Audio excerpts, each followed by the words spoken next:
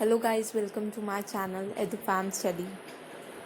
Let's start the chapter and please subscribe, like and share my video. So the name of the chapter is Glimpses of India. It's chapter number 7. So in this chapter we have 3 parts. First part is a story about a baker from Goa. Its poet is Lucio Rodriguez. Second part is about Koj, which is also a story from Karnataka. Its poet is Lokesh Abrol. The third part is about a story which is from Assam, the tea from Assam, whose poet is Arup Kumar Datta. So let's start with the first part. This is a pen portrait of a traditional Gaon village baker who still has an important place in his society.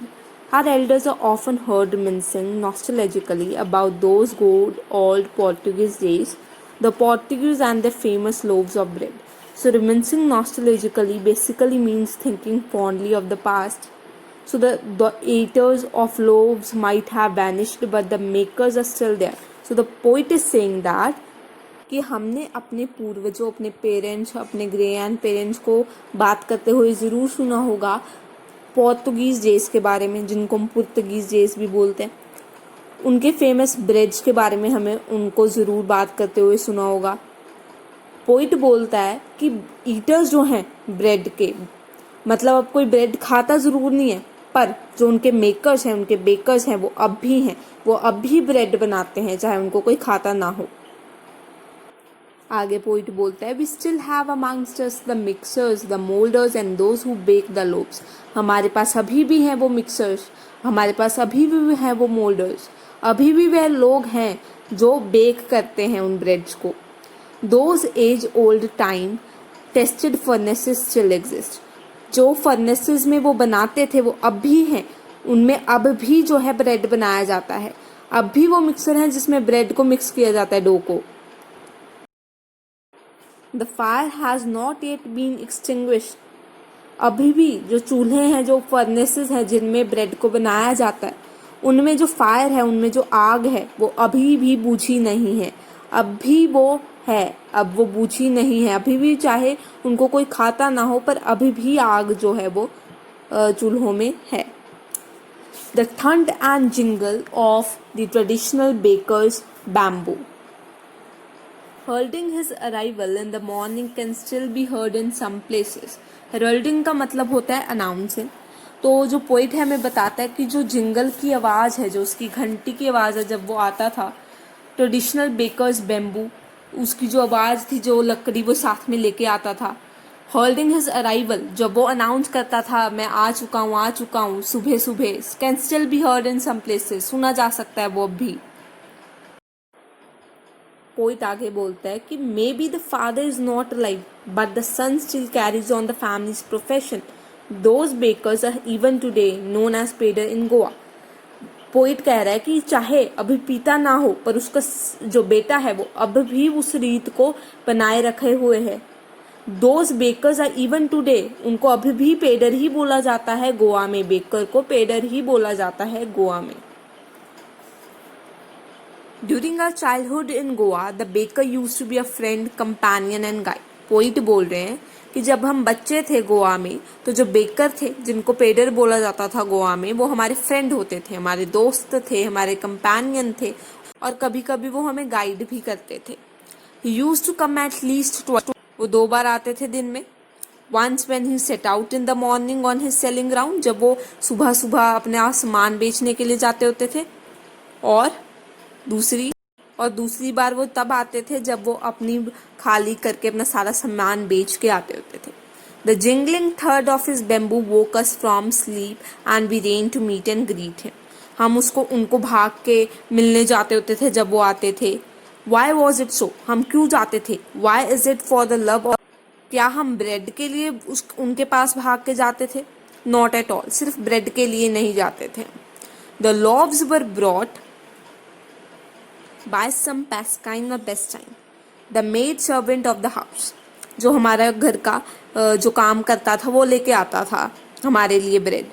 What we longed for were those bread bangles. हम सिर्फ उन bread bangles को लेने जाते होते थे.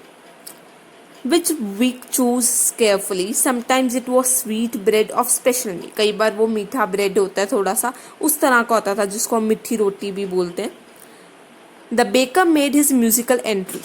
जो baker थे वो अपनी म्यूजिकल एंट्री करते होते थे jhang jhang jhang on the scene with the jhang jhang jhang sound of specially made bamboo stuff. One hand supported the basket on his head. एक हाथ से वो अपनी बास्केट को पकड़ते होते थे and the other bang the bamboo on the ground. और बाकी जो उनकी बैम्बू की लकड़ी होती थी उसको वो मारते थे और उससे आवाज निकालते थे jhang jhang jhang. We kids would be pushed aside with a mild rebuke. हम बच्चों को वो थोड़ा सा पीछे से कर देते थे और जो लोव्स थे जो ब्रेड थे वो उन हमारे सर्वेंट्स को डिलीवर कर देते थे. But we would not give up. हम पीछे नहीं हटते थे.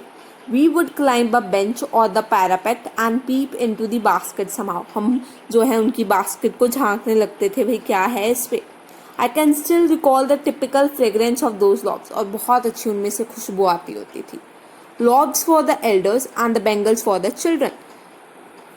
बड़ों के लिए तो लॉब्स होते थे और बच्चों के लिए बैंगल्स होती थी. Then we did not even care to brush our teeth. हम अपने ब्रश भी नहीं करते थे.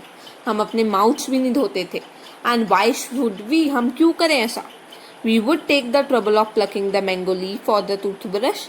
And why was it necessary at all. हम क्यों करें. इतनी ज़रूरत क्या थी. The tiger never brushed his teeth. क्या आपने सुना है कभी टाइगर ने ब्रश किए हो टीथ. नहीं टाइगर तो कभी नहीं करता अपना ब्रश टीथ. तो हम क्यों करें ब्रश अपने teeth. Hot T could wash and clean up everything so nicely after all. हमें पता है कि चाय तो हमारा सारा काम कर देगी. हमारे टीथ भी साफ कर देगी और सब कुछ भी कर देगी. तो यहाँ से हमें पता चला क्यों करें ब्रश हम अपने टीथ. जो कि सही बात नहीं है. We should brush our teeth.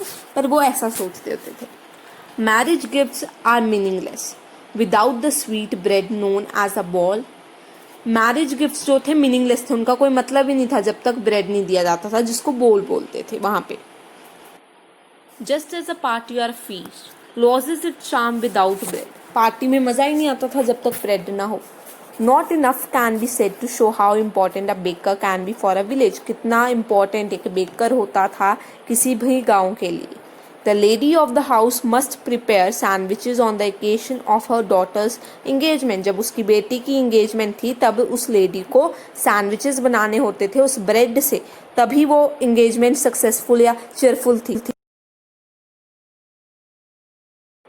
Cakes and bowling hearts are a must for Christmas as well as other festivals. अब cakes जो कि ब्रेड से बनते थे वो भी बहुत important थे festivals के लिए क्रिसमस के लिए. Thus the presence of the baker's furnace in the village is absolutely essential. So यहाँ से हमें पता चलता है कि कितनी इम्पोर्टेंट एक बेकरी थी किसी भी गांव के लिए उस समय पे. और ये क्वेश्चन बहुत बार आता है कि ब्रेड की वहाँ तब इम्पोर्टेंस क्या होती थी. The baker or bread seller of those days had a peculiar dress known as कबाई. तब वहाँ पे जो बेकर था जो पेडर था वो कबाई पहनता होता था जो कि एक ड्रेस थी. It was a single piece long frock. वो एक फ्रॉक की तरह थी जो कि नीज तक घुटनों तक होती थी. In our childhood, we saw bakers wearing a shirt and trousers which were shorter than full length ones and longer than half pence one.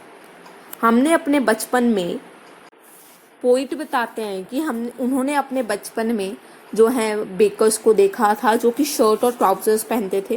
Trousers बहुत लंबे भी नहीं होते थे और बहुत छोटे भी नहीं होते थे. Even today, anyone who wears a half pant which reaches just below the knees invites the comment that he is dressed like a peddler.